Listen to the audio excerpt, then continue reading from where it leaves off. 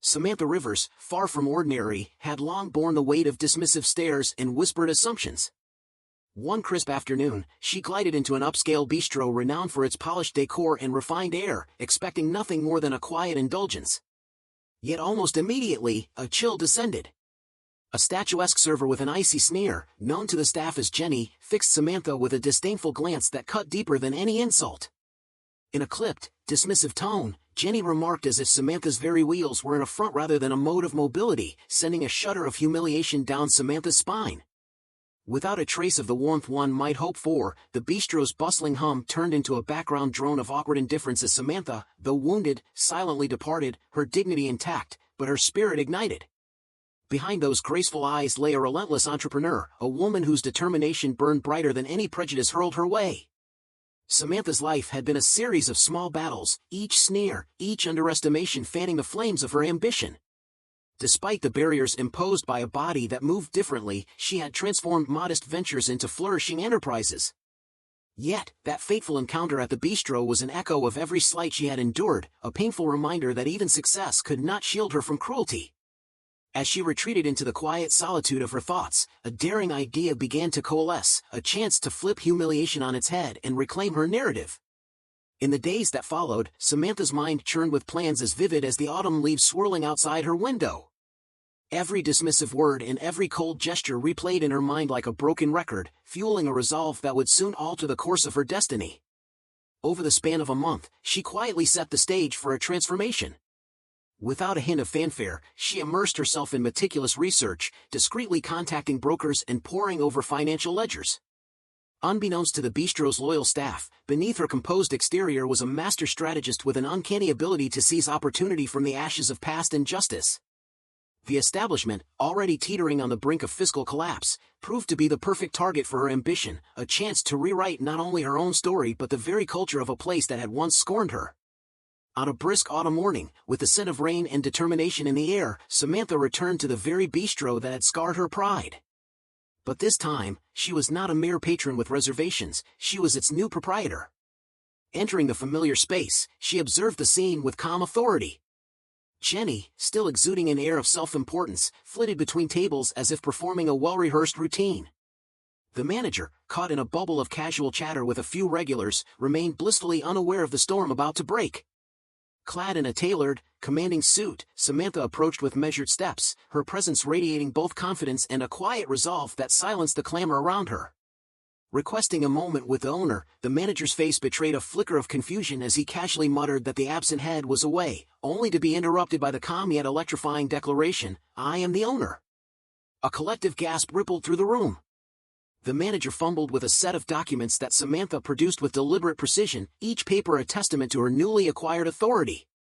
Shock gave way to murmurs as the realization dawned on everyone, the woman they had so casually dismissed just a month ago now commanded the very space where they once derided her. Whispers ricocheted off the walls, and eyes widened in disbelief as the bistro's atmosphere transformed from routine service to a dramatic tableau of retribution and renewal. The turning point arrived as Jenny, still caught in the remnants of her former arrogance, sidled up to Samantha's table. With a tone laced in sarcasm meant to undermine the unfolding drama, she quipped about the arrival of a VIP guest without recognizing the unmistakable gleam of authority in Samantha's eyes. Locking gazes, Samantha's smile was both gentle and formidable as she challenged Jenny, "Do you remember me?" The question hung in the air like a loaded pause. In that heartbeat, recognition sparked across Jenny's features, her smirk dissolving into an expression of raw unease. Without waiting for an answer, Samantha continued with measured calm, "Last month, you turned me away, dismissed me because of how I move. Today, the roles are reversed. Today, I'm in charge." Silence descended like a shroud. Every server, every onlooker, felt the weight of her words. Jenny's bravado crumbled, replaced by a palpable panic as she stumbled over feeble attempts at defense. "I believe in second chances," she managed, voice trembling in a futile bid for redemption. But Samantha's reply was steady, imbued with the strength of a lifetime of overcoming. "I believe in accountability, and your treatment of me, and perhaps others, is unacceptable in any establishment, let alone one I now helm." Her declaration was not just an indictment of past behavior but a clarion call for change. The tension thickened as Jenny's face flushed crimson, her earlier haughtiness giving way to regret and fear, while her colleagues exchanged uneasy glances, silently questioning their own complicity in the bistro's toxic past. Drawing a deep, resolute breath, Samantha addressed the room with unwavering conviction. "This place," she pronounced, "will no longer be defined by disdain or exclusion. Here, every customer, no matter their story, appearance, or ability, will be treated with the respect they deserve." The pronouncement cut through the charged silence like a knife, leaving no room for doubt. And then, in a final, resounding moment of justice, she fixed Jenny with a gaze that brooked no argument. "You are dismissed." The command echoed, a verdict rendered not out of malice but as a necessary step toward a brighter, more inclusive future. As Jenny staggered away, the air was thick with a mix of relief, regret, and cautious hope. The remaining staff, now acutely aware of the gravity of their actions, gathered around Samantha with tentative expressions that blended uncertainty with a budding willingness to change. "I did not come to tear down what once was," she explained, her voice gentle yet firm. "I came here to rebuild, to forge an environment where every individual feels valued. If you are prepared to embrace this vision and work with integrity, then together we can create something extraordinary. Otherwise, you may choose to step aside." In that defining moment, the seeds of transformation were sown, and many chose to stand beside her, eager to leave behind the shadows of the past. Over the ensuing months, the bistro underwent a metamorphosis that would become the talk of the town. New policies took root, emphasizing inclusivity, mutual respect, and heartfelt service. The establishment blossomed into a warm haven where patrons from all walks of life felt welcomed and cherished.